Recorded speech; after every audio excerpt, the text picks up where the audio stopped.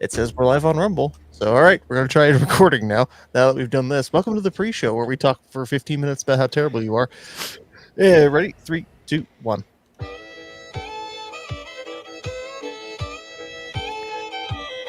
Welcome back to another episode of Let's Go Hunt, the hunting podcast worth risking giardia in your pee hole. In order of her favorite cast members, we have Sam Alexander, who's being forced to hunt before he planned, Vince H., who's been looking for doves in all the wrong places, Dave Packard, who has all the power now, and I'm Mike Consalvis, giddying with joy over his Omega successful dove hunt. Tonight, we're talking dove and foodstuffs. So, Yeah, I get after It's gonna be a rough one, isn't it? Oh, it sure is. Hi guys. Hi. How was your dove opener? Why did you introduce like a little twang into your voice while doing that intro? I cringed inside. I forgot to change an order of her favorite cast members or something, so that kind of came out weird. Yeah, that's a bit weird, but hey, moving on. We're all a bit weird, and if you have stuck around through 90 episodes with us, you're used to a little weird, so whatever. Anyway, Vince, how'd doves go? Oh. Yeah, my doves didn't do too well. Well, actually, they did perfectly fine. I didn't do too well. I went out with the boy to one of the local wildlife management areas and sat on the dove field out there and saw, I think, a total of 6 dove. The first one I saw flying by, I'm like, look, Mike, buddy, there's a dove. You just responded to the wrong freaking thing too, sir.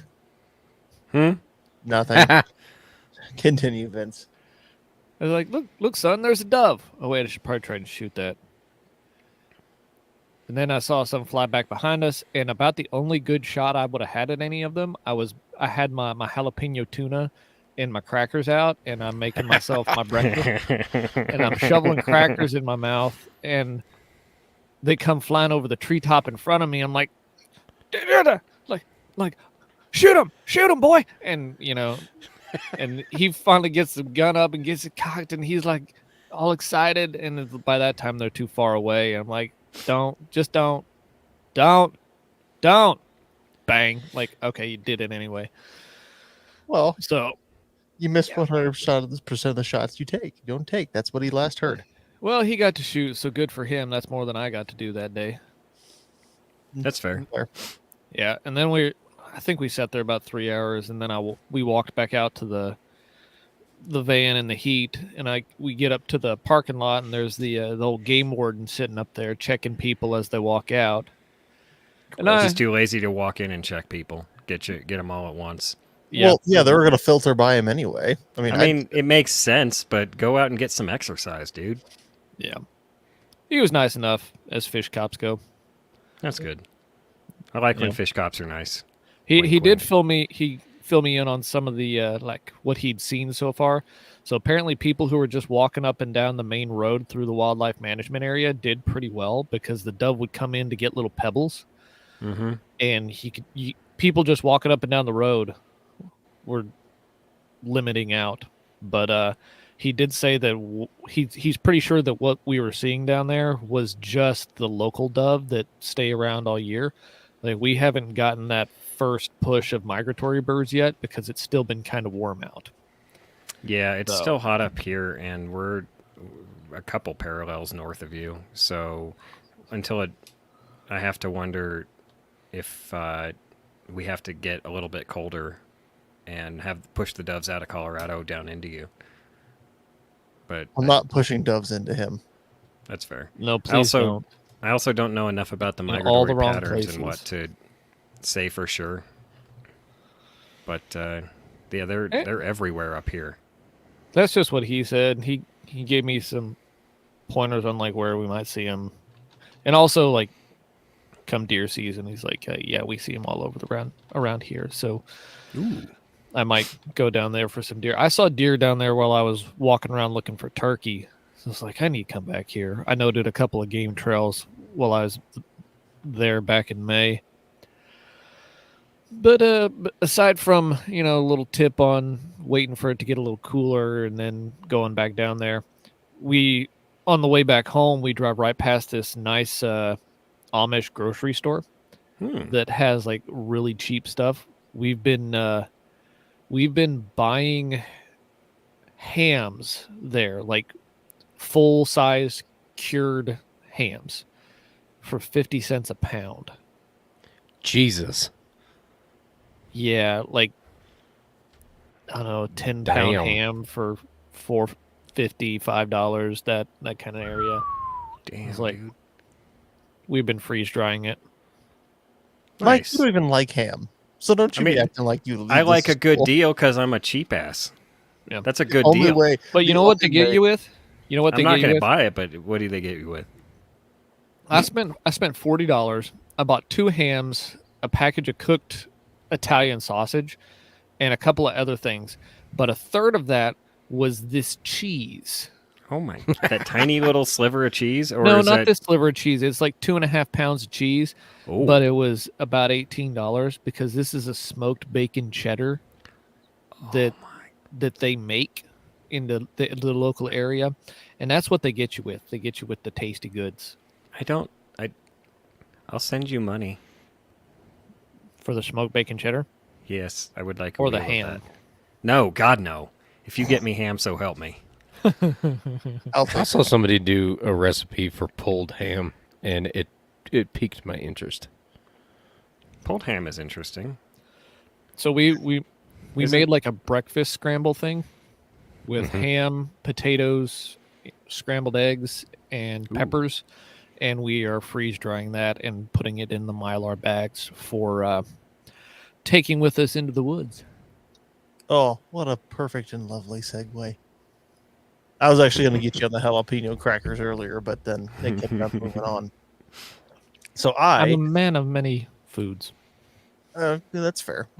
That, So that I'm going to be jalapeno bacon cheddar sounds so good. Go ahead, Sam. hunting earlier than I planned, as in work has now made it to where instead of waiting to go to the 16th, I'm now going on Monday. We're actually probably leaving on Sunday, which means I jeez. haven't packed anything, which means that's a good. I have all my, I have all the peak refuel meals that I need, but now I got to pack all the ancillary stuff, all the snacks, Mm-hmm.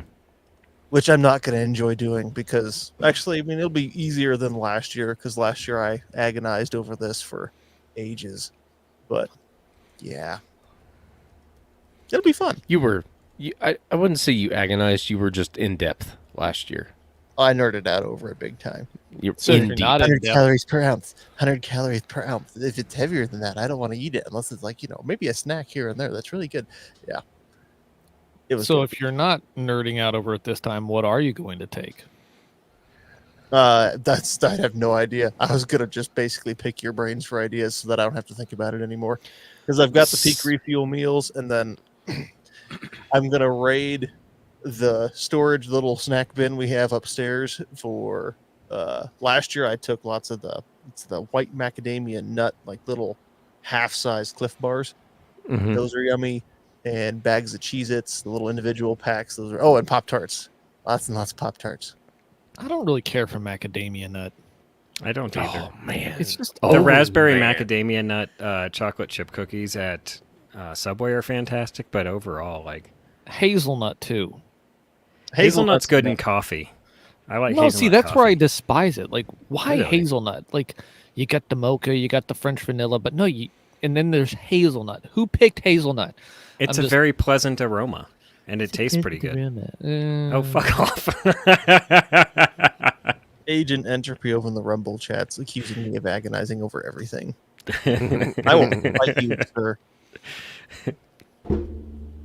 He says peanut butter filled pretzel bites. I'm not the biggest fan of peanut butter filled pretzel bites, unless actually no, it was peanut butter. That wasn't peanut butter. It was pretzels. mean like covered in combos? mustard dust. It was like mustard pretzels that were really yummy. But I get tired of the taste of peanut butter and pretzel fast enough. Not a fan of pretzels. Pretzels are yummy.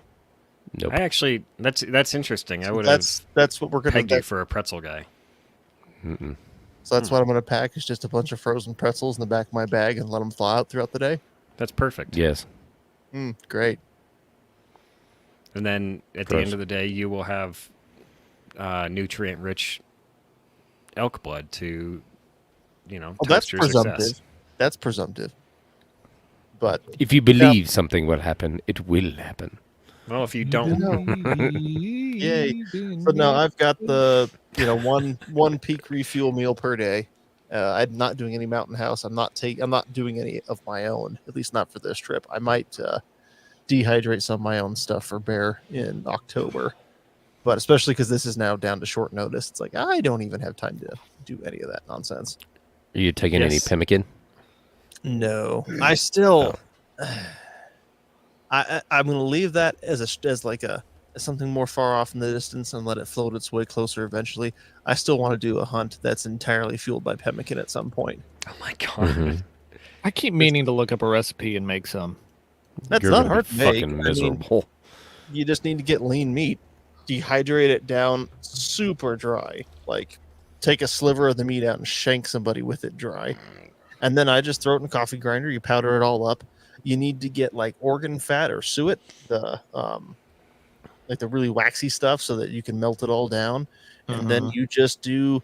It's basically, if I remember right off my head, I did a 1-to-1 ratio, and then you just pour it in there and you Did you let add it any fruit to solidify. it and stuff? I didn't add any fruit to my first batch of it. I was gonna do dried cranberries on the second time I Mhm. was gonna make it. Well, actually, no, that was last year I was gonna make it, and then just life got in the way. I didn't get around to it. Dusty says fig bars and blunary biscuit bars. I like blunberries. You guys like blunberries? Lunary biscuit bars. Yeah, so many have Oh, been his go-to blunary. snacks for years. Fig bars are not a bad idea. I don't remember This if is they super passed out how to dangerous. sell it. But I do love fig Newtons. Yeah, I'm not taking fig Newtons in. That's where I will leave the not nutritious snacks. I'll leave that to the Pop Tarts. Pop-Tarts. Blueberry Pop-Tarts. specifically. Pop-Tarts are such good hunting food. I'm so glad you turned me onto those. I don't want to turn you on to anything. Well, you've turned It's me too onto late. a lot, unfortunately. So Gross.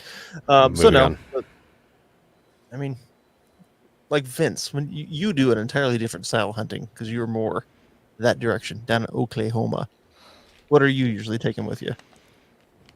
Versus So the back country, let's go climb a mountain. Everything has to be super weight controlled because I got to keep my pack at 40 pounds.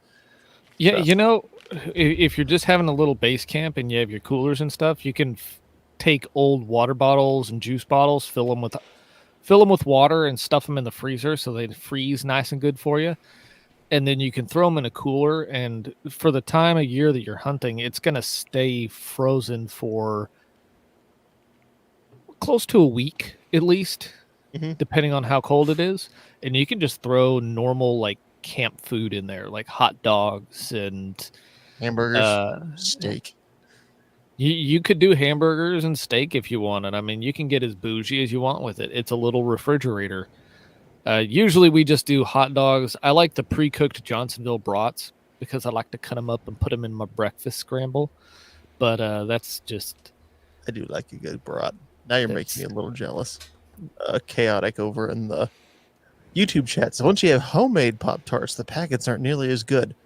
Well, You've made lady, I homemade don't have Pop-Tarts? I don't have homemade Pop Tarts, so yeah. But if you freeze dry them, the outside turns from pastry into cracker, and the inside turns from filling into hard candy.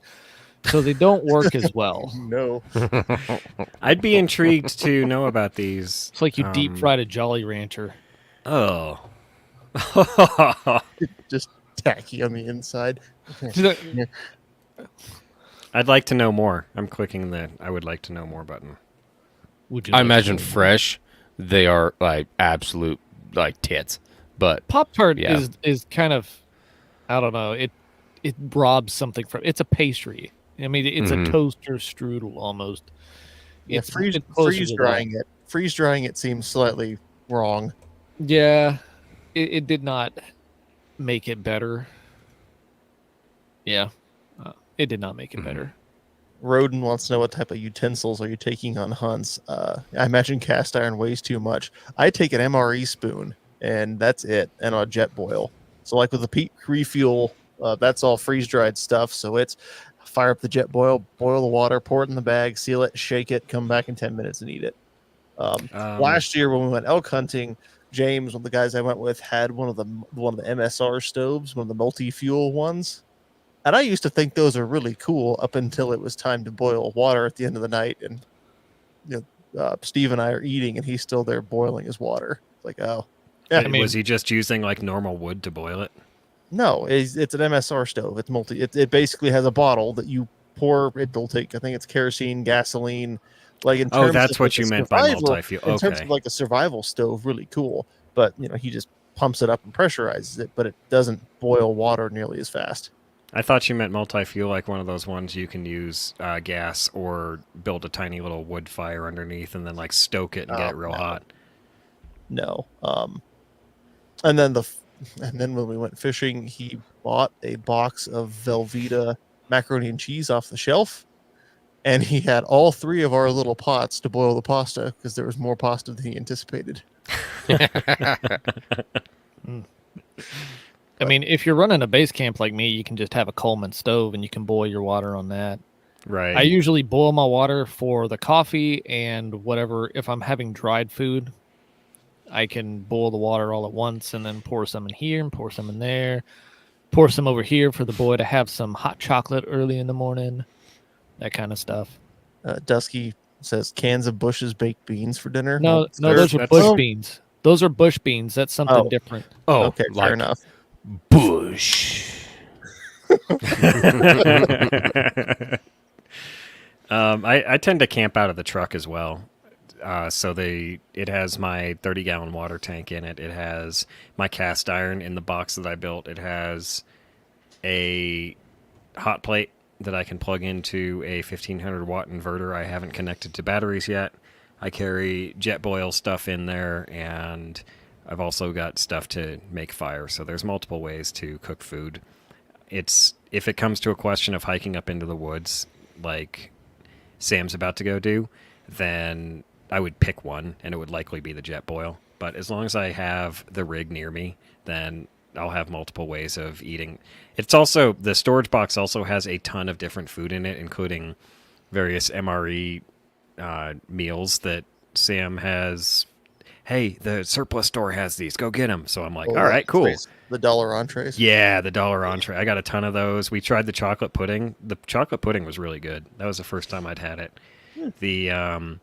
I've got Pop-Tarts in there. I've got mashed potatoes. Dude, you leave those Pop-Tarts in there, they're going to be as bad as the ones in the Sopaco MREs. Oh, no, they'll Which be I gone have by the end of found duck out. season. Which I found out. I don't think those Pop-Tarts are actually spoiled. Having left Pop-Tarts in my truck now over the summer, I think that Pop-Tarts just take on this strange extra form, like they metamorphize in the, if you leave them in the heat for too long. It's a metamorphized meal ready to eat. Yeah, something like that. But Nothing like Skittles coming out of MREs are weird. Everything out of an MRE is weird. It's like once they seal that brown package, it's just the weirdness has been, It's like the hotel Guaranteed. of food. yes. well, they're not. There's the no newer future. ones. There's no past. There's just a never-ending present. And you might have bed bugs. Aged Pop-Tarts.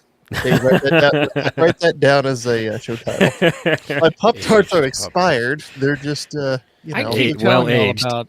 they've been aged for 20 years in a Mylar bag. I It keep telling y'all about enhances the roasting the Pop-Tarts. You have to roast the Pop-Tarts on an open flame. But that's the thing. I'm not starting a fire, probably. Last year we Pop-Tarts didn't do any- roasting over an open fire. Sorry. Okay, if there's any more singing, I'm going to take this. I'm not going to raise what was in my hand. And we're off It YouTube. was very sharp. It was very sharp. That's what I fiddle with when we're recording. No more singing. Is it my wit? Anyway, Sam is sharp again. Back to what Rodman was saying. I do when I go camping, I will take my camp chef. It's like a small Blackstone, but you can take it off, and then I got a grill box for it too. So if I want to grill burgers or brats or whatever, I can. I'm not limited to just a flat top. But then with the flat top, I can do the eggs, the hash browns, the sausage patties, all that happy shit. If I don't want to take that, then I do take like a wire rack, like off an old grill, and then a cast iron pan. How well do those flat tops do on gas usage? Because I am looking really hard at getting one of those since a lot of the places I've been camping don't allow campfires. I mean, I run a big bottle, So I mean, I just mean- like a normal grill bottle, not the little ones. As far as fuel consumption, Right. like Yeah. if you run what is it, the 5-gallon propane tank, you're Yeah, not normal going to grill run tanks. out in a normal amount of time. What if a 5-gallon tank is a little much to carry? Right. I mean, it's possible I could gear it up. I've seen mean, other overland rigs geared with 5-gallon tanks, but that's a Don't they little make a much for- 2-gallon tank as well? Yeah, I think they do. Yeah, you could always get a 2-gallon tank. It's just less common. Like you can do the whole easy breezy exchange with the Blue Rhino if you do the 5-gallon tank. Here's or what you just do. go buy one. You just get like an old oxygen bottle or acetylene bottle, like from a welding shop, Oh, and you boy. remove your rear bumper, and you weld that in place of your rear bumper. It's a great idea. Filled with pure oxygen. No, This reminds me it'll of be the meme. Like, hey, if I don't have plates, what should I put in my plate carrier? And it's like tannerite. So Montana Dirt Roads on YouTube said MREs are always an adventure when eating. Just make sure you have enough TP when the adventure ends. I agree with Dusky. On the contrary, you don't need much TP when eating MREs. You will several weeks later. Yeah, but by that point, the hunt's long over, man. I like the idea. I'm just of the- saying, you will need it, just not right when you're hunting. Ethan Harris says he has a 1-gallon tank that he takes while camping. Plenty of propane for a weekend. Okay. perfect. Yeah. Like with my Coleman, I don't know. There's one tank I have that I have not refilled in like 10 years, and I'll just take it out and use it every once in a while. But it is not near empty. And then Um, Dusky he also said that he found a can of Red Bull and a can of baked beans from about 4 years ago. Sir, combine those and they'll still be good. What is... Ew. It'll be delicious. Continue, Vince. I'm Yeah. glad that Send he interrupted pictures. I don't you even for know what I that. was saying. I'll talk about MREs. It was one more year, important. There was one year that I fed myself and the boy completely on MREs for about 4 or 5 days, which it was okay. I mean, some of it was actually pretty good, I thought. Depends on what you have. It also depends on the sides. The sides can make or break an MRE because sometimes the entree is just okay, but then the sides are like, It's very important. Okay, it's more important for him having something entertaining to eat than it is for me, because I can just shovel food in and be like, okay, I'm good. I can go do something else. So I kind of like That's the why- idea of taking Go ahead. the $1 entrees, and then you can add whatever little sides to your food that you want to take with you. Like having in your pack while you're out wandering around, you can have an entree, and then you can get, the granola bars that you like, or your M&Ms. Like I can add M&Ms to my own food stores. Thank you very much. I don't need them in the MRE. There's like a lot of stuff in the way in an MRE. I mean, there I is. like That's why all right. So MREs, one of the main downsides is the weight, and then they're bulky, especially because they pack that brown bag with Yeah, they're extra full air. of air. Normally, if you're going to pack them somewhere, it's pretty common practice to strip them down. And so you just open it up. I'm not going to, I don't drink coffee at all. So the frozen latte beverage is in here. It's gone. Don't need the accessory packet. And you just strip it down and then duct tape the thing nice and tight. But Montana Dirt Roads, we talking camping by truck or strictly? We all camp differently, so we're just kind of... It's Little camping column A, slash column B. slash like packing for actually going hunting. The impetus of it being that I am going, on my elk hunt next week, starting on, Sunday instead of 2 weeks from now. And so now I gotta get all my stuff all together. Like, yeah, if you don't need to have it heated, you can just take a bunch of the entrees and Mhm. whatever little extra snacks you want, and just When I was in basic training, we had the week-long Warrior Week where we ate MREs. And I may have talked about this before, but we got one MRE for breakfast, one MRE for lunch, and a hot meal in the evening for Jeez. Warrior Week. And Was that at the Hilton? No, God, dear. we were staying in actual tents on cots. It was Actual tents on cots. On cots. Yes, I did. Oh my what the Marines live Air on all the Force. time. It's the Air Force for you. yeah. That was You the got most. 2 MREs a day and then a hot meal. Oh my! Honestly, Two honestly, Warrior Week was the most deployed I ever felt. That was the least comfortable place I was ever in my career was Warrior Week.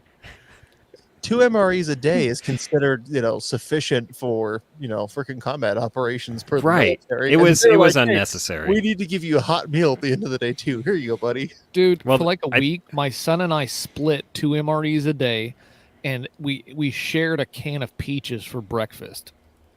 I mean, fair enough. What I discovered last year, packing for hunting, basically, this year I might actually be living out of my pack for 5 days instead of being 100 yards from the truck, but we'll see.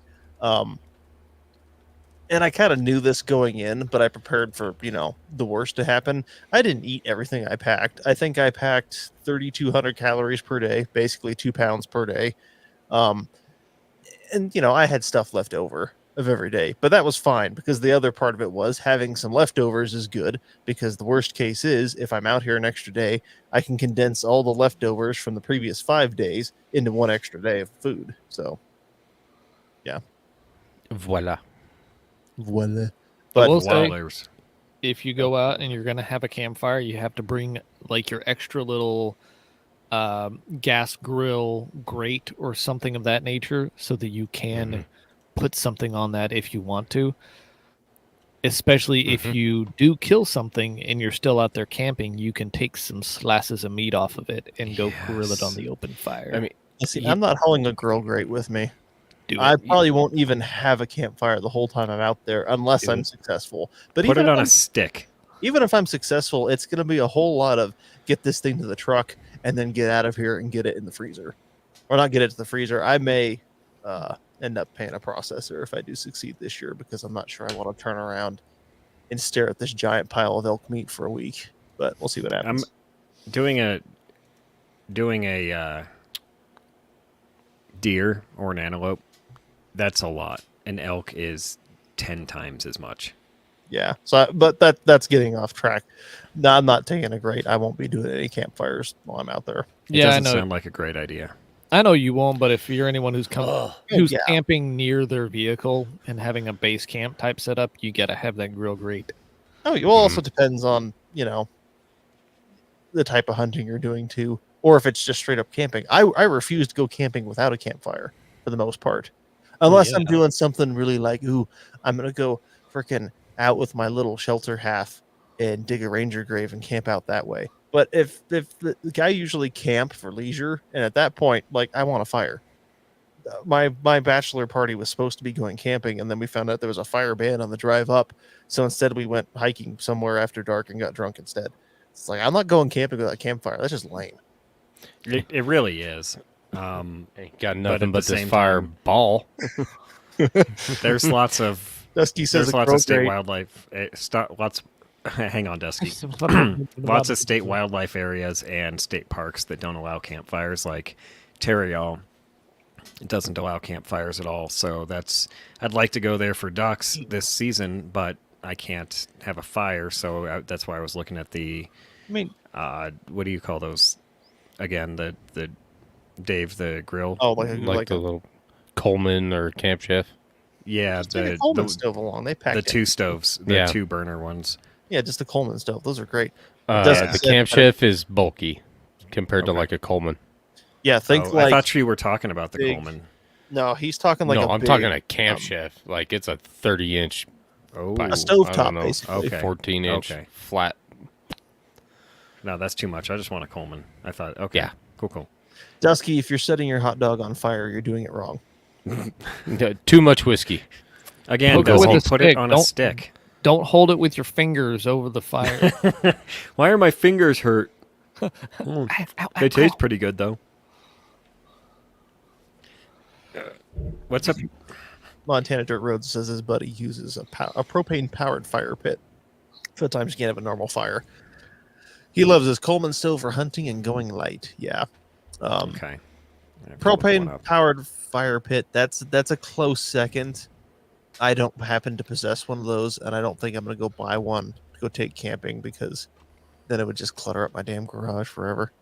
But You could use it at home too. no, yeah.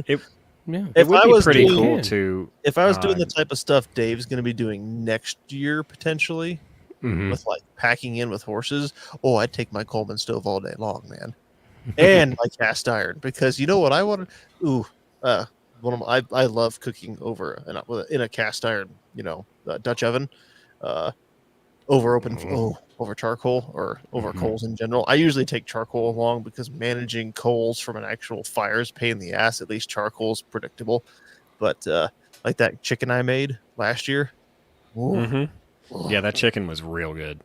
You did a real good job on that one. it's not hard. It's really easy, but it makes you feel really like, look, I'm a mountain man. Look what I have done. all that is man. He says it's nice when it hits single digits and you want to keep Jeep warm while eating when it's snowing. Nah, go sit out there in the snow like a man, sir. I want it to snow so fucking bad I can't stand it. Calm down, Dave. It will soon. I know. But no, It I was just wanted to 82 touch on that. today, and it was really nice. Gross. If it got I'm that, jealous. That's why you didn't see any doves. well, it got up to close to 90 Hmm. Monday when I went. Was it yesterday? Yeah, that was yesterday. Yeah. Yeah, it was warm. I packed way too much stuff in too because, like, I didn't know what I was going to run into, so I brought way too much extra ammunition and the extra shotgun. And so I'm walking out afterwards, and I'm like, "Dear God, make it end." I'm so tired of this. Plus, the boys getting tired. Like, let me carry your gun. Like,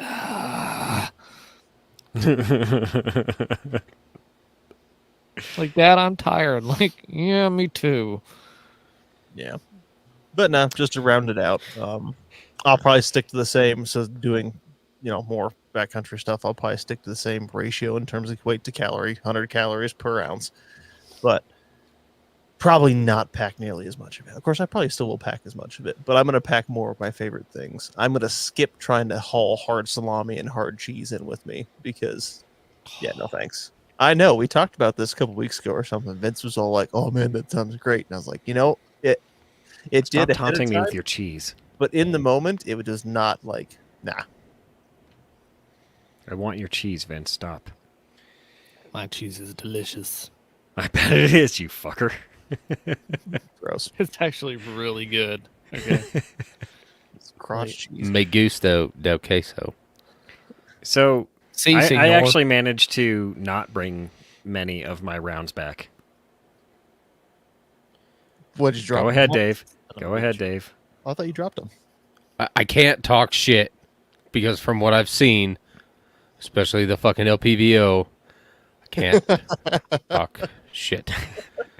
Yeah, Mike actually killed something. So Yeah, I know, and it's on video, and I'm like, God damn it! There goes all my gimmick, jokes too. for the next month. Fucking guy. I will give you shit. I will give you shit. You're like, I've shot 5 already. Granted, they were all in trees. I'm like, oh well, duh. Jesus. a white wing. Ooh. I've never Over shot here, a like, white wing. Because it's It was stretched on the branch, and I could see it was a white wing, and I got to get close and whack, and then it Captain just falls Water- under the Captain tree Water. it was in. I forgot my Captain Finish GoPro, over but here. turns out it doesn't matter. Well, they can give me shit all they want. However, I did actually have the most successful dove hunt of my life over the weekend. I got 13 in total. The most I've gotten before that in one go was 4. The time How many, when Man, that's almost a meal. How many boxes you go through? when I went out on my hunting backpack, there's these 2 little storage containers, much like those things that tactical ammo containers they sell. They're on the front of the belt pouch, or the belt. They're on the front of the belt. They were both full, and I kept throwing rounds out of them because I kept leaving them unzipped. They're both empty now, and I had one box of 25 that I brought with me, and So he did I lose all brought his that ammo. box with me. I brought the box home with me. So all of the shells that I had in that backpack are gone. But you only fired That about tells me half. nothing about how many He just actual said he rounds you kept losing fired. his rounds out of them. Out of, I would say, 40-ish rounds. I fired. Okay, so tell us about the LPVO. That's what I want to know about. So Yeah. number one, an LPVO on a shotgun is a really stupid idea, but It's dumb. Yes. How heavy is it? I didn't notice it's on a 16-inch barreled shotgun or a 20-inch barreled shotgun. So I was it's like, a Charles. not It's a on a 16. Charles Daly. It's on a Charles Daly pump shotgun with a pistol grip, and it might be a 20-inch. I don't know, but it's not a very heavy gun. It's to not a begin with, 16 so- because that's a felony. yeah, that's Who the a, hell- you're that's probably a right. Who the SBS. hell is Charles Daly anyway? I don't know. Some guy. Like His name when I keeps bought popping this up. shotgun, this was the first shotgun I ever bought. They were talking on We Like Shooting on Firearms Radio Network. If you don't know who they are, they were talking about that a while back actually, and it Oh, was man. I googled it. It's a What? historic firearms brand originally founded by the Daly family in New York in 1865. The brand became known for importing and marketing high-quality shotguns, rifles, and pistols from various European manufacturers. That sure changed a lot. yep. Chuck So Weekly. they did the they did the first pistol, first rifle, first AR, first bolt gun, first shotgun. I didn't not first rifle, first AR, first bolt gun. And the Charles Daly was my first shotgun. I bought it from the same guy I bought my first bolt guns from, and I've hunted doves before with it to limited success. But yeah, I put the Well, there was a missing element apparently. Yeah. I needed an LPVO did it. LPVO on it. Magnification. That's what you needed. I am So how going did to that point work? out. Well, I said I fired 40 rounds. Most of them were trying to get a bird down on film with the LPVO. Listen, I am not a Fed, and Roden, you can suck it. Move out of your terrible city. You be nice to Yeah. Roden. Mike arrests himself for having a Just- short-barreled shotgun. I have the right to remain silent. Anything. But I refused. For the record, I do not have the ability. for the record, this not only proves now that peer pressure works, but it's a good thing Mm-hmm. because we pressured you into that and you succeeded. So, Mom, you And were it was it was such a terrible idea, and it was so much fun trying to accomplish it. But wrong. How yeah, many it was doves great. would he cost you in theory? in that you took theory, shots that about missed. 8 to 10. So about Oh, wow. 2. Got it. Because there were several that I couldn't even shoot at that I was fumbling around with the stupid LPVO. What you're And like? Ooh, this one's at 20 yards. I better crank this thing up to 10 power. I have at least 5 coming up on target, safety off clicks, tracking, and then coming back down on film. I have more not like if I have enough to maybe make a reel of me bringing it up, really and then wish- just being like womp womp, and then finally getting the kill shot. I really wish you had one of those trigger cam things that look through the scope. That'd be fantastic. Mhm. That would be really cool. Oh, It well. was the way the whole shot panned out and everything. It was a good video because I mean the dove is flying at you. You see you pull up, you shoot, and then it falls like right in front of you. Like So here's the ironic That's- thing: I never did find that one. what? It was right there. I know. Yeah. I couldn't find it. It went into the grass was like waist deep over there. It must have gone under a bush or something, but I never found it. I even reviewed the video twice and could not find the damn thing. Oh Wow. man, that sucks. And it sucks because I think it was a Eurasian, so it had some big meat on it. Were you wearing the GoPro on your head? Yes. My only regret, is that you didn't shoot it and then turn the gun so we can go. Hey, look at this. Yeah. Oh, I Roden should've, you're asked, right. okay, but tell me more about the LPVO and the shotgun. What am I missing? Yeah, Not a lot. Mike got dared A to lot of. try and shoot a dove with a shotgun with an LPVO mounted on it. He has the Guardian 1 to 10, 34 millimeter so LPVO on his little 20-inch Charles Daly shotgun. Anyway, and somehow he Check- managed to make it work.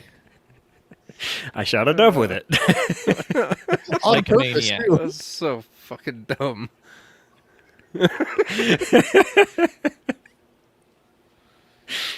So let's talk about the doves that I shot with a real gun. Now hold on. Was it easy to track like targets through the air with the Oh, yeah. LPPO? It was not difficult at all to track the targets. My problem was their range. And the 20-inch barrel, having talked about it with Nick from We Like Shooting, I think he's of the mind that the longer barrel gives you more weight to help you track smoother, and that actually makes a lot of sense. I've heard That is true. Yes. I have heard lately that the barrel length does not matter as long as the choke is proper. So Barrel length matters with balance. That's the one thing where you have barrel length considerations, and shortening it or lengthening it can have a noted effect, especially on shotguns. Having a very short shotgun, they're lightweight to begin with because you have small, like, sidewalls to your barrel, so it's kind of light out there. So lengthening it doesn't make it noticeably heavier, but it can affect the balance a lot. it makes sense. I think that's a big part of what I was struggling with the Charles Daly. It's a pistol grip. It's shorter. It doesn't have the weight, the mass to swing through. It was real tough to swing through on targets.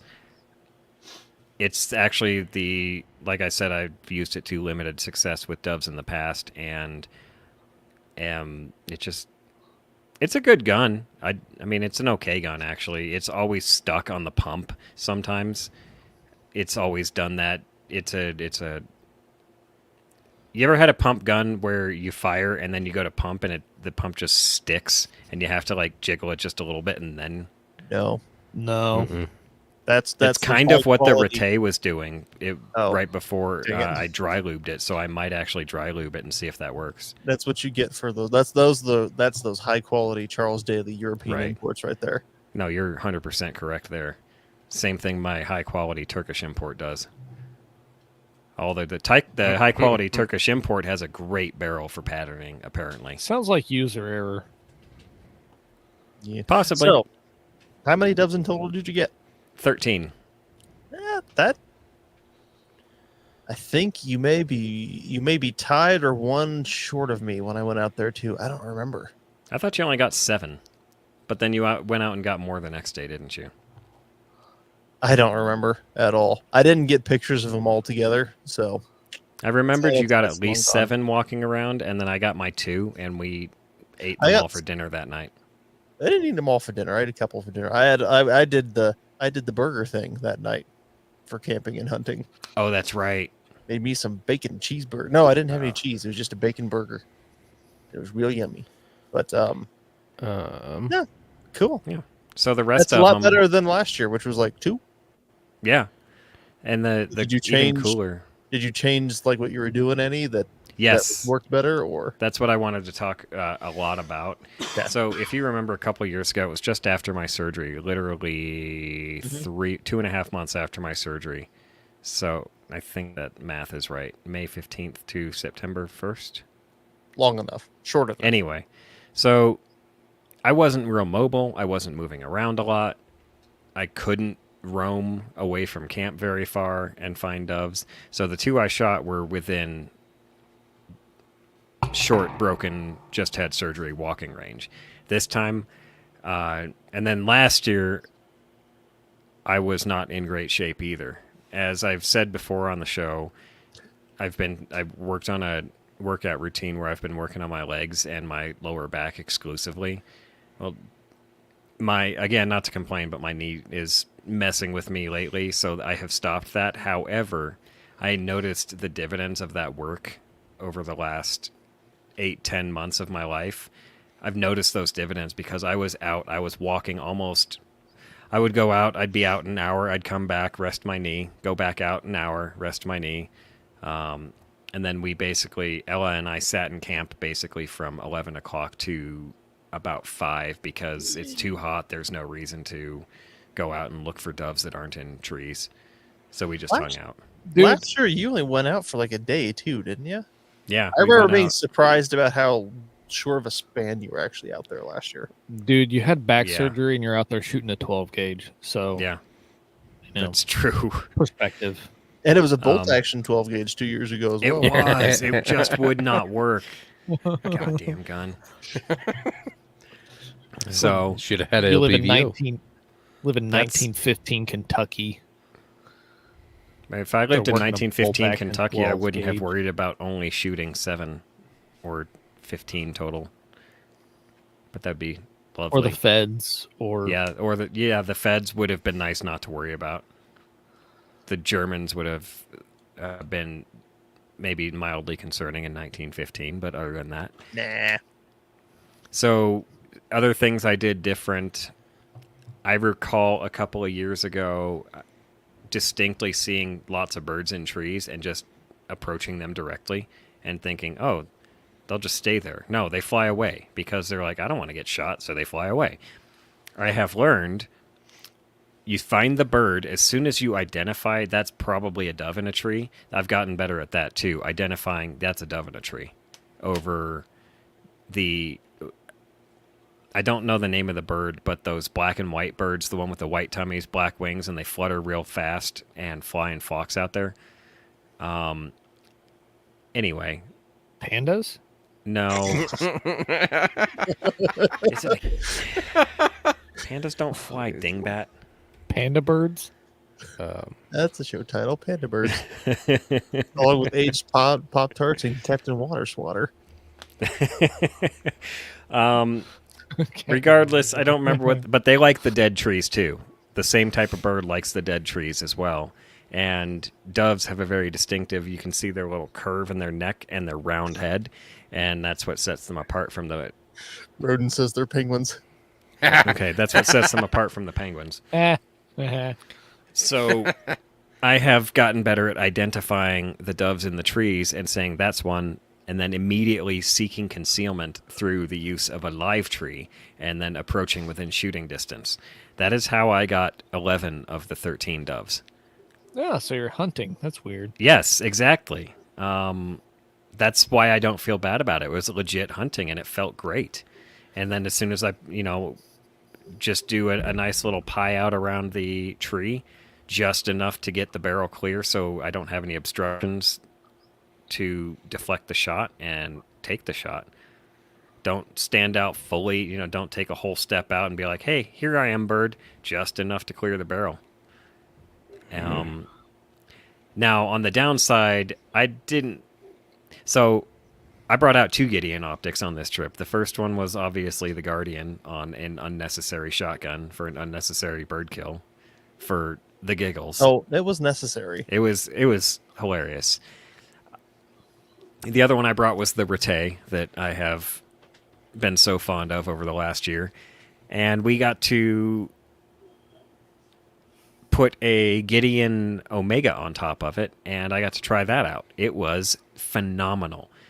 That thing is a great... Now, I had the circle dot, the one with a... It's got a circle, it's got hashes on 12, 6, 3, and 9 o'clock, and it's got a dot in the middle. Reticle. Yeah, it's the EOTech reticle, you're right. That one is a really, really good bird reticle, I'd say, because of the circle around the dot. A red dot might be a better choice for a pistol, but for a shotgun, I really like this. I missed very few shots with this thing. And I think I missed the shots that I missed because it wasn't patterned perfectly. I could have easily...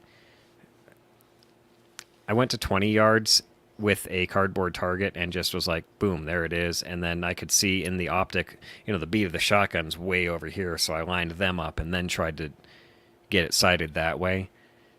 It wasn't perfect. It's a shotgun. It did its job. I probably missed a few birds because it wasn't perfect, but whatever. It was a blast. It was so much fun. The optic was... I would highly recommend an Omega for a shotgun. And that's unfortunate because I want an Advocate so bad for it. I actually do have an Advocate. Sam just gave me a low mount 4, and I'm going to swap the Omega out and put the Advocate on and see which one I like better. And I might have ruined my pre-bias for the advocate by putting the Omega on there. That's the lovely part. You'll be able to try both Right. Mhm. while we evaluate them. So And I'll get to try the advocate on ducks like I wanted to do anyway. So, but yeah, I can't rave about it enough. It was fantastic. If you have a shotgun with a rail and you have been thinking about putting a dot on it, definitely put an Omega on it. The window's nice and round and wide, so you don't lose track of your targets. Here's the downside. It's an open emitter dot, which means it's on a hunting gun. It could get dirty and it could cover up the emitter, and you wouldn't be able to see. And since it's right in the way of your barrel, you're going to lose your sight. You can't aim down the bead either. That's where the advocate would be. That it would be a little bit stronger. It's closed emitter and it's an etched reticle, so the Now reticle's Gideon always there. has that. Which one is it? The closed emitter red dot. That's Right. like the acro. Right. Which one is that? Not the advocate, the mediator, I think. Mediator. I think that's right. I'd Google it, think but my internet seems to be Bobbert- slowly falling apart. So hopefully I don't die. Robert's probably not me asleep this right, time. ask him. Bobbert Gideon told us. I think he shared this in multiple places. They are working on a Mediator XL. Interesting. So maybe that might be something that would be useful. That would be Large. something fun to try on a shotgun also. Depends. I mean, the one thing about any red dot on a shotgun, if you're especially going to be tracking a target in the air, I think having an open emitter optic, so not a itty bitty little tube, might make it a little bit easier because you're not looking through something. You get a little bit Mhm. more open eye, but Mm-hmm. I don't know. I'm The, curious to see if dots on shotguns become more of a prevalence in hunting, as we've seen suppressors become more prevalent now. I mean, Mediator is pushing suppressors big time Yeah. they are. over there, and they're also pushing chassis rifles big time. Mm. And I think You know, it's some of the old futtery starting to die out, and some of the stuff from Literally. tactical and competition shooting making its way in. Like, hey, maybe these are actually good things to have, and Right. you don't need Yeah. only a 3-9 duplex scope. So I would imagine that's eventually going to swing its way into shotguns too. this is not a new idea. Weaver used to make a 1-power steel tubed scope with a crosshair with a large center black dot that was intended for shotgun use. This is something that has been tried before. It just did not catch on. Probably because the technology wasn't quite there yet, and the red dot does it better. I mean, I think it's futtery that shotguns still have the bead, and that's what you're supposed to use, like throwing a rock instead of, I don't even know. It's like your archery equipment. We could all still be using recurves without sights, and there'd be some people who'd be really good at it, and everyone else would be okay because they practice with it. Yep. But you can have sights on it and make it easy, or you can use a crossbow and it's stupid easy. So, Hey, don't talk about crossbows. I'm not allowed to use one. oh no, I'm not broken enough. We can. Just in crossbow rifle gang season. over here. Dusky says he swears by Me and dots on Mike. shotguns. You get about an average of double my clay score with one as opposed to without one. That's what I want to haul. So you I get wanna- 10 out of instead of 5? Good job, Dusky. I'm proud of you. I want to haul a dot down for the crane and geese in Texas, but that's also such a just sit up and send the wall of lead out there. That we'll see what happens. It'll Yeah, be good that'll- footage. You definitely should Take your try it. PVO. It'll- Yeah. What Shoot would your shoot a guide water say? bird. That's It was a what little the much. fuck. Dude, Forget maybe the that's guide. the I'd get. I'm gonna if I take a dot down there, I'm gonna be called some kind of nerd just by the other guys there Oh, no. hunting. Forget You the- gotta go. You gotta outdo bismuth. Well, no, Full that's what I'm choke, man. saying. Bismuth. I'll take a dot so that every time I kill a bird, I'll be like, "It's that dot, man." Yeah. It seems like when you're down there, you're not doing this. You're not doing the 3.5-inch goose loads because you're not shooting them at longer ranges. But I feel like it'd be awesome to have an LPVO on a 3.5-inch goose gun. I'm starting to think about trying to shoot at geese or ducks with the LPVO. Well, imagine My hitting granddad. a goose at 7 yards with an LPVO at 3 power. My You granddad can't- has the perfect shotgun for this. It's like a 30-inch barrel with a Oh, break on it that's like this fucking tall, and it's a bolt action. So it's a Remington 1187? No, it has an actual bolt. Oh, even it's like an old punt spiffier. gun. That's cool, man. Okay, So- hang on. Dusky became a supporter over on Rumble, and Oh, what's thanks, wrong Dusty. with you? Why are you like this? Wait, is that a thing? Yeah, apparently, Yeah, and it's now a I'm gonna thing. figure out how to kick him off. You didn't turn that off? I don't Wait, think it gives you the option. So to Dusky's turn it going to off. give us money now? What are we going to do with that money? Maybe in like 3 or 4 dozen years we can buy patches. I'll buy a Dr. Pepper.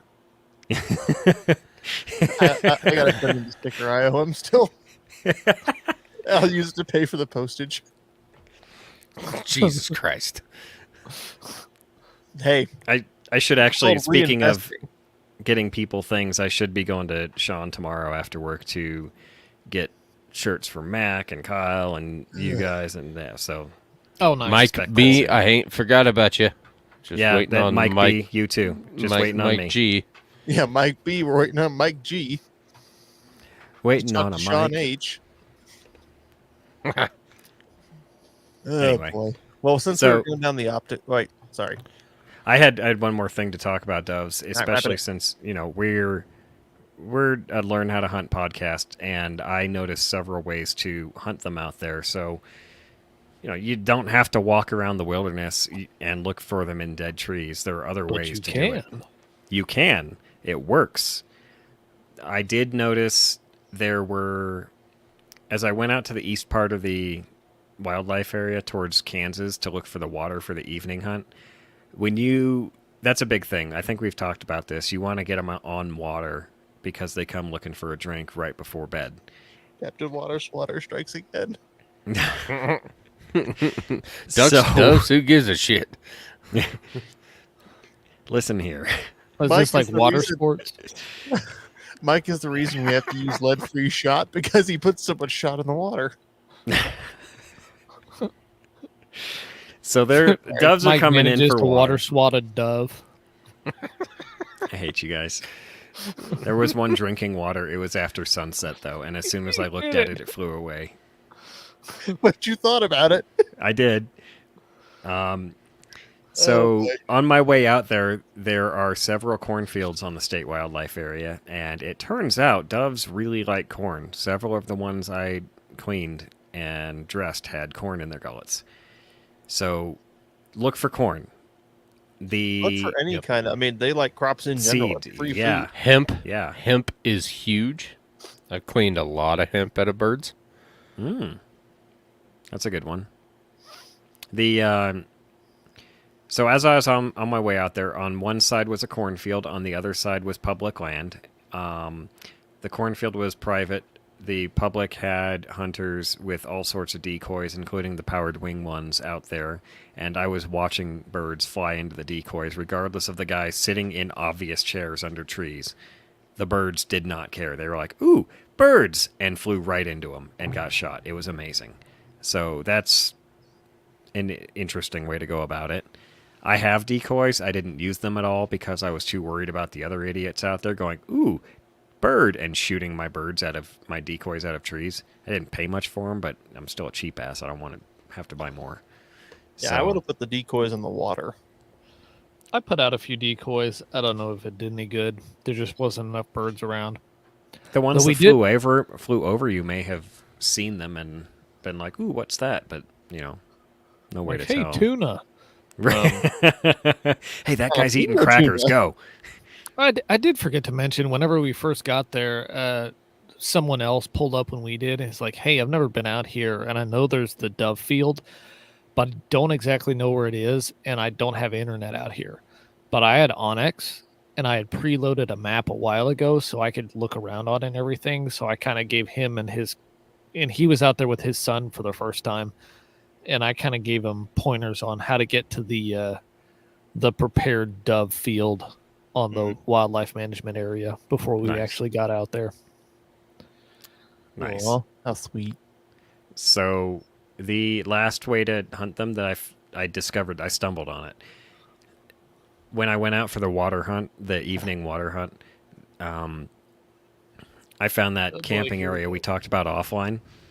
There was a live tree, and then there was a dead tree about 25 yards away from the live tree. And I sat there from about 100 yards away watching this tree, and every time birds would leave that tree, birds would join that tree. This went on for about an hour and a half. They'd fly out, new ones would fly in. They'd fly out, new ones would fly in. So about half hour before sunset, the LPVO video is actually the live tree I'm talking about. That there's a dead tree just on the other side of it. You can probably see in the video, and that's the tree they loved. So next year, I'm going to go out there and I'm going to sit in behind that live tree and watch that dead tree, and I'm just going to pie out every now and then and shoot them out of the tree. Mike's probably going to invent a whole new method of dove hunting that involves a tree stand. He's going to set up his tree stand, climb up in there, and just sit there and shoot them as they land. It's not But really, water it's just swatting. a dead tree. It's branch bashing. That's a good show title. Branch bashing. Oh, if you want to see Mike's LPVO shotgun kill, it's on our Facebook and Instagram. So, Ethan H Yes. says dove decoys work great. He's had birds almost land on his heads when using them. mm-hmm. You should just use a net at that point, sir. I don't think doves are really all that bright. Not like ducks, and ducks aren't even all that bright. They got the bird brain for a reason. Right. Like I It's eat fight or seed. flight or food. Have you And ever there is no fight, spotlighted it's a dove? No. Oh Dave, my do you have god! another method? Does it not Well, like I being mean, spotlighted? Whilst walking around looking for a bear in my yard, I flush some doves, and they'll just like sit there and flap and like bounce into branches and shit until they land again, and they get enough energy. Then they'll take off, and they'll just like fly in this little 2-foot fucking circle because they can't see anything, just bouncing. I actually had a couple that I took a shot at, I missed, and they flew up out of one branch and then fluttered around just to land on another one. And then they went down from there. What I know about dove is from deer hunting mostly, and that you can use dove to locate where there are, well, deer, but also anything else. Because if anything walks underneath them, they'll go, ah, and fly off. So True. if you're looking for a deer that you're pursuing, like I've seen that whenever I was chasing a wounded deer, like, ooh, I saw a dove fly over there. That means the deer ran underneath that tree, and I can go that way over The there. dove doesn't know any better. The dove doesn't know that it's just a deer. The dove flies away anyway. That's brilliant. Yeah.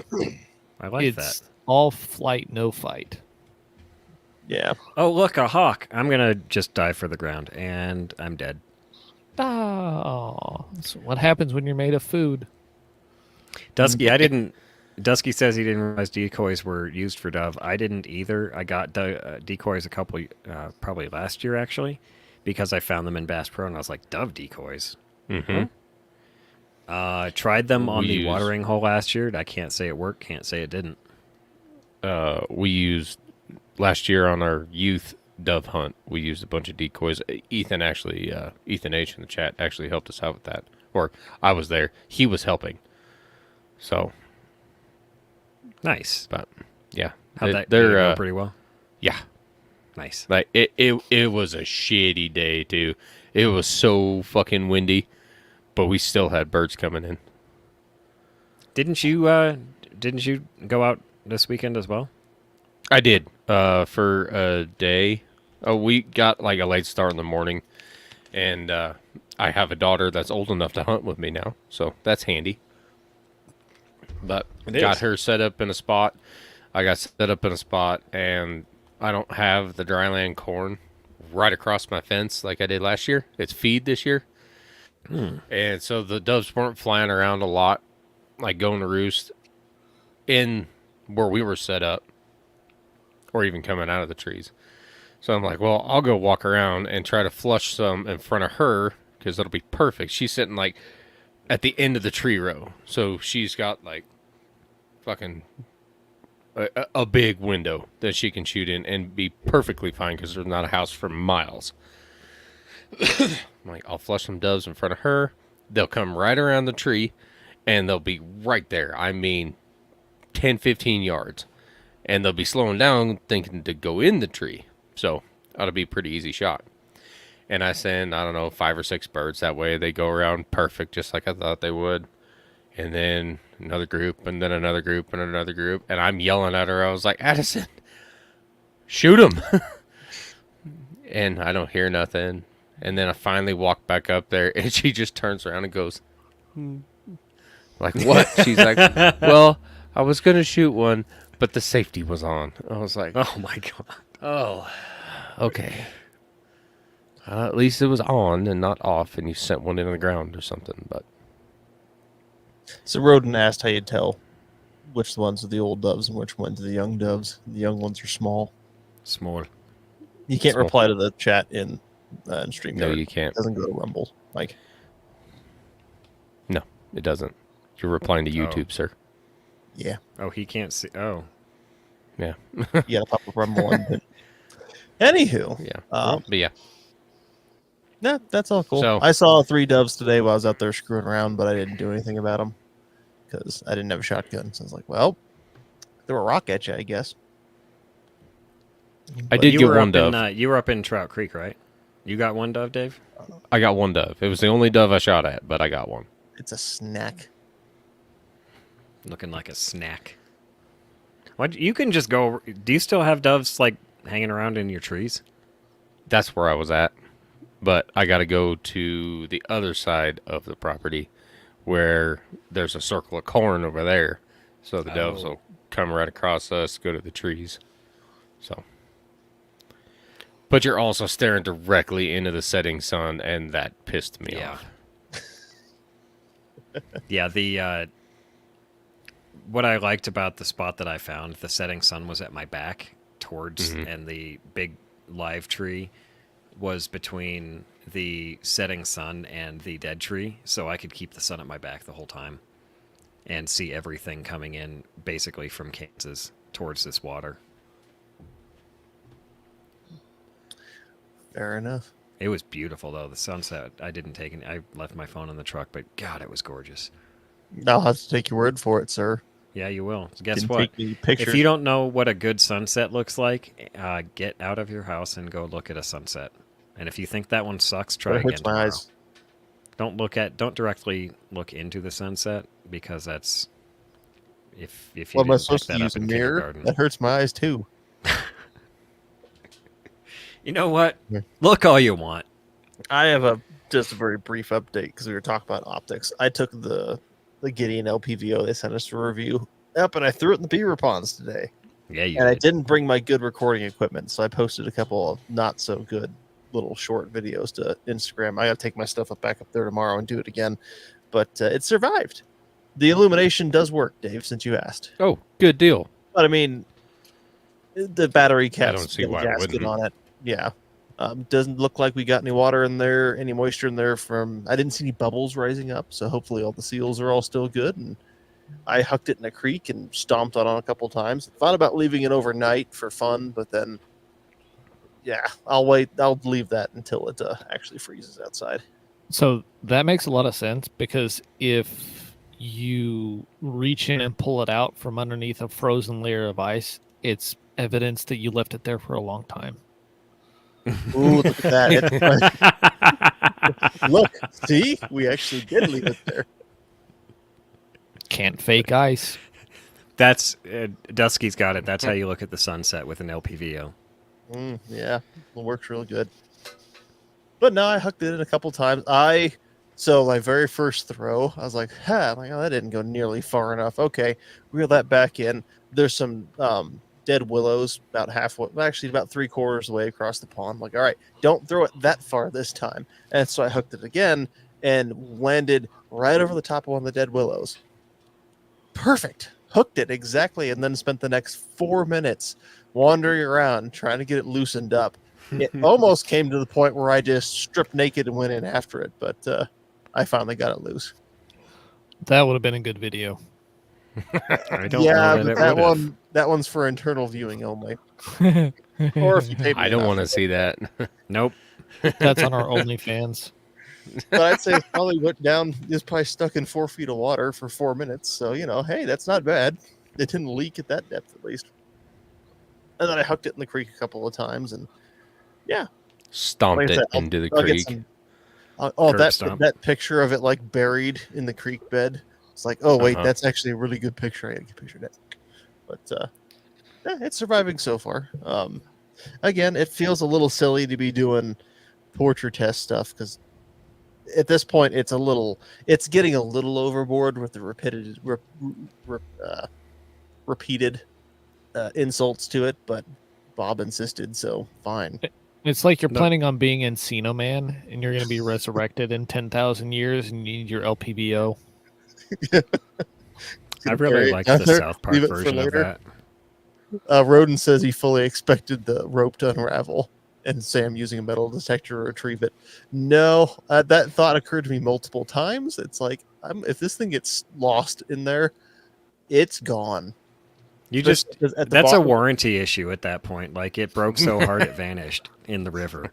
The bottom of those beaver ponds is a very fine, like silty mud. It would not take it very long just to sink and be gone. At that point, it's an archaeological artifact for later. But Dude, somebody's gonna dig that up in 3,000 years and be like, "WT." no, they'd be like, Why here, is there a bent scope in here? an ancient hunter lost his scope. But that's the when we do an actual video, I'll talk about it some more. But that's the real reason we're doing some of this, or I guess I am right now. I know Mike, you want to do some craziness later. Is I know you're likely not going to drop your rifle a dozen times, but you might drop your rifle, and you might not notice it's dented, and later on you might be out in the rain and gets wet, and I guess it's kind of a short way to see, is it actually going to hold up to all that random abuse that tends to happen to things when it's on a working rifle and not on a safe queen. So Right. because it's feasible, you drop your rifle and then you're a total klutz and you drop it in a creek 5 minutes later. Or that it rained sometime ever. It has. know. I would love Mhm. to leave it out in the rain, but it hasn't rained, and I don't want to go throw it under my sprinklers because probably one of my dogs will poop on it. So Gonna The be a shitty deal. yeah, you yell at me. The closed emitter one, the Advocate. I'm excited to see how that handles. I like to go swimming when I duck hunt, so that's another reason. Like I love the Omega, but the open emitter, I'm not sure how well it'll do swimming.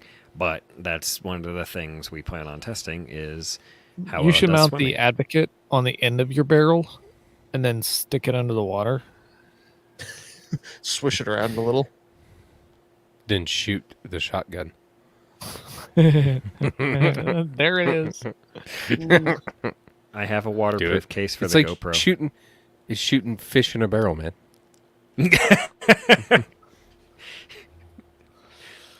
Could be fun.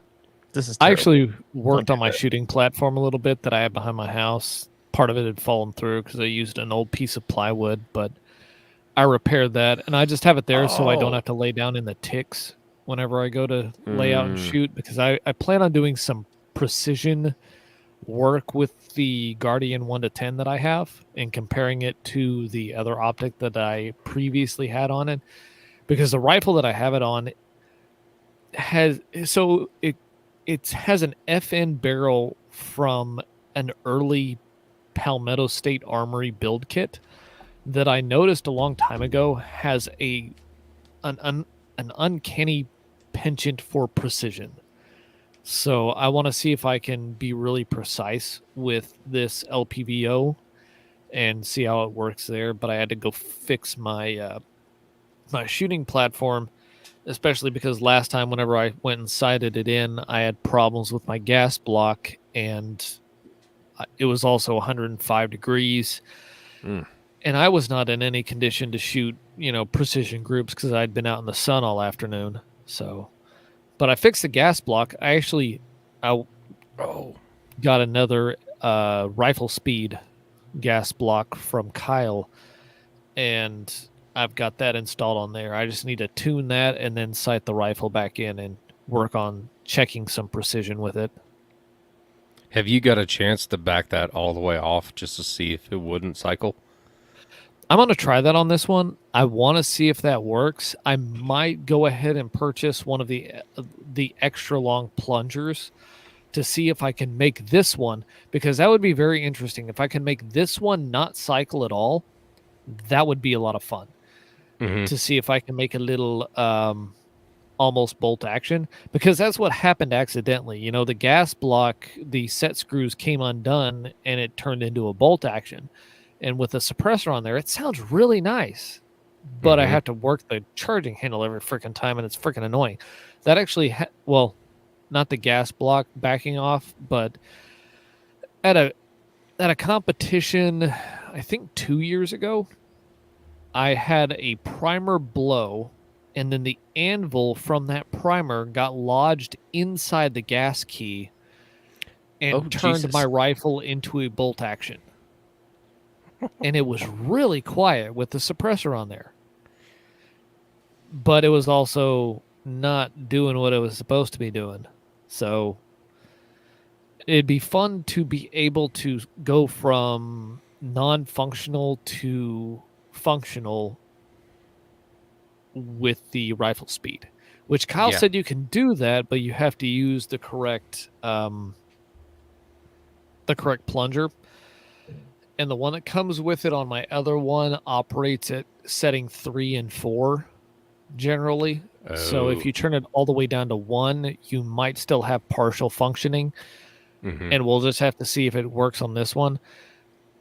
Also, this barrel has I think the gas port's oversized because it will run unsuppressed with an H4 buffer and a heavy spring, even unsuppressed. So, yeah, I might need to get a different plunger if I want it to not function. So, anyway, that's where I'm at with the Guardian and getting some work in on it. Nice. Well, And Sam has Definitely challenged getting me to some work. drop my Night Force, and I will do that. Oh, I need to get back no. out. I'm going to get back out and I'm going to shoot it, and then I'm going to drop it, and then I'm going to shoot it again to make sure it held 0 and such. But Don't drop it a dozen times.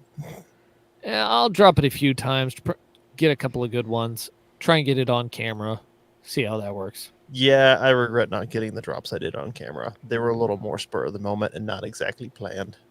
I was planning on doing it later after the round count, and then I looked at it and went, well, nothing's going wrong yet. Let's make something happen.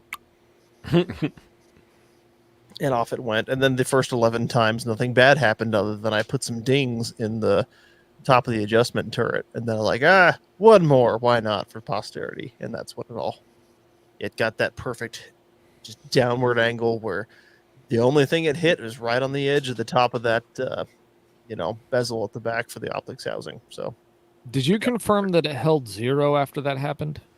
I did. And then I took it back to the range the next day just to reconfirm.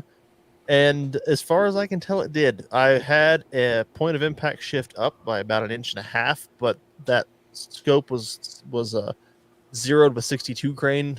I don't remember what brand it was off the top of my head. It wasn't M855, but it's zeroed with 62 grain. And then what I took out the next day was 55 grain of a different brand. So the point of impact shift could also just be between the ammo. As far as I'm concerned, it held 0.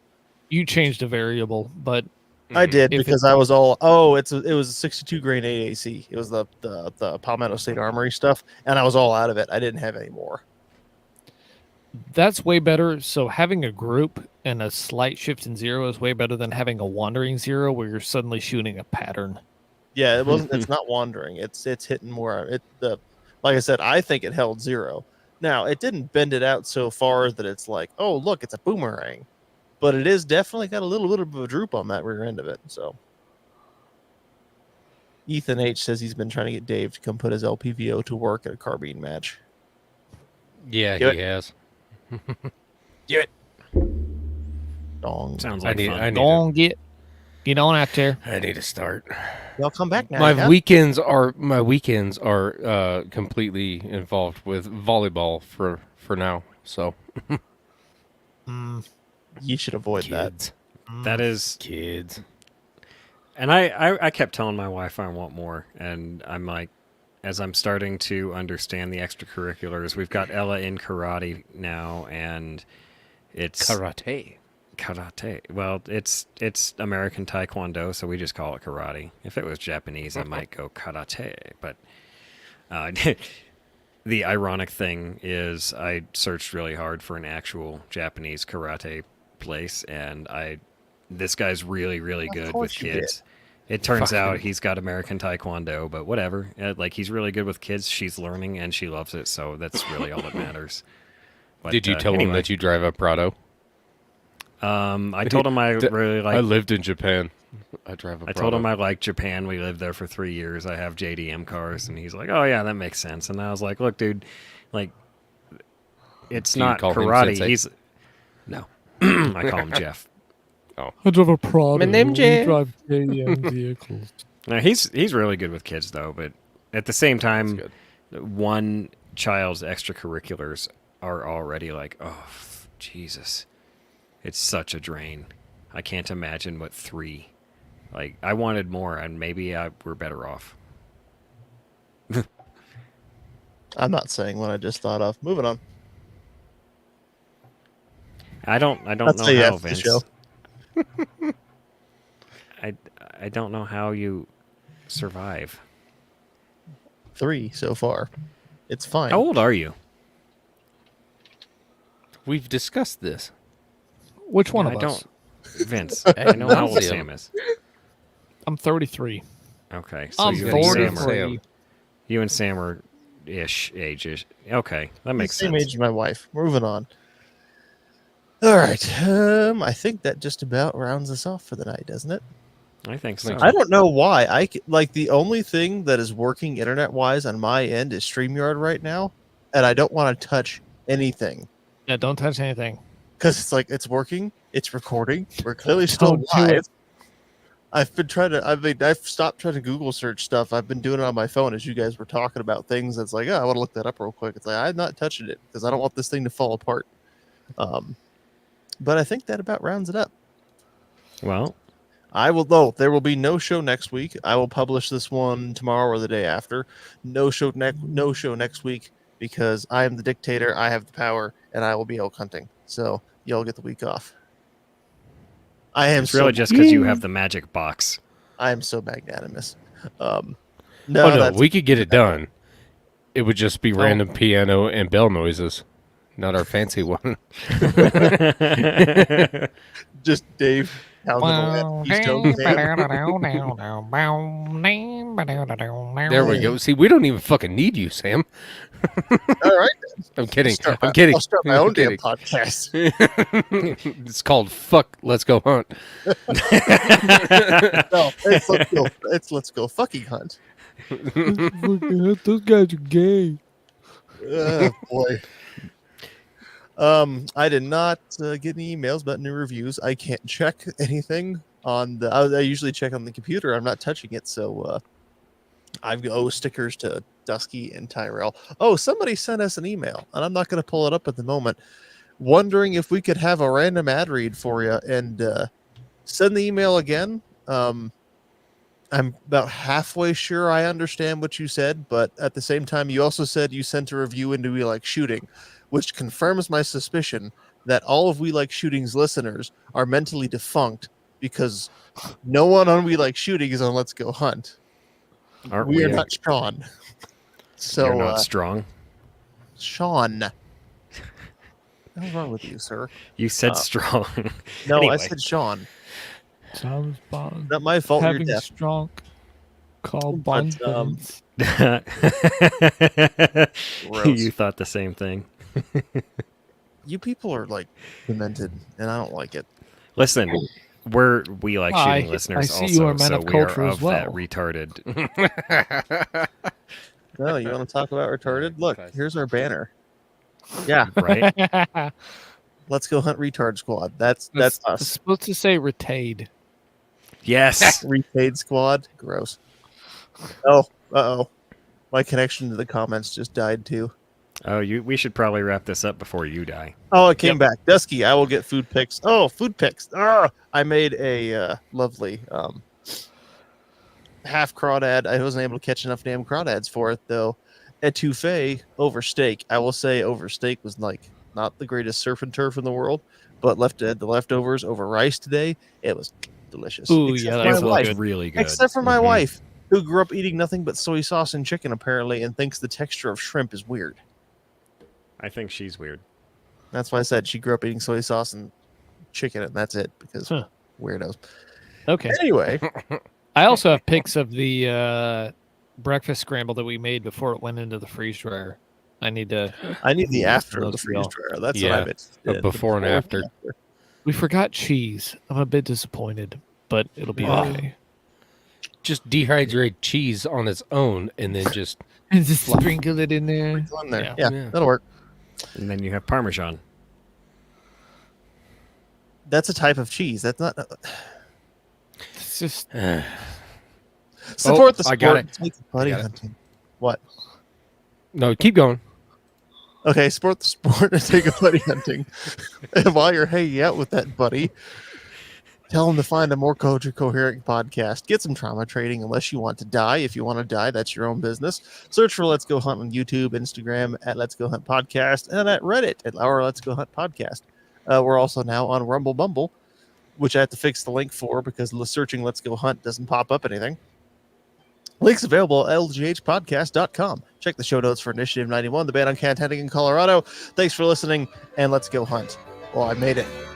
hell. Dusky found it. I mean, it can't be that hard. Mm-hmm. I gave him a link. Oh. All right, showtime. Age Pop. What? No, nothing.